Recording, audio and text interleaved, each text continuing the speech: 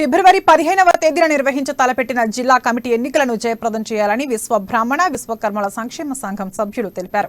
ఆదిలాబాద్ జిల్లా కేంద్రంలోని press club లో ఏర్పాటు చేసిన మీడియా సమావేశంలో ఎన్నికల షెడ్యూల్ ను ప్రకటించారు. ఈ నెల 9, 10వ తేదీల్లో నామినేషన్ల స్వీకరణ ఉంటుందని, ఉదయం 10 నుండి 1 గంట వరకు ఈ ప్రక్రియ కొనసాగుతుందని స్పష్టం చేశారు. అనంతరం పరిశీలన, ఉపసంహరణ ఉంటుందని తెలిపారు. మరుసటి రోజు 11న అభ్యర్థులకు గుర్తులు కేటాయించబడతాయని పేర్కొన్నారు.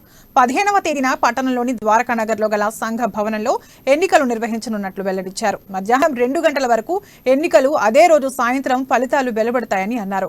ఎన్నికలు సజావుగా జరిగేలా అందరూ సహకరించాలని విజ్ఞప్తి చేశారు.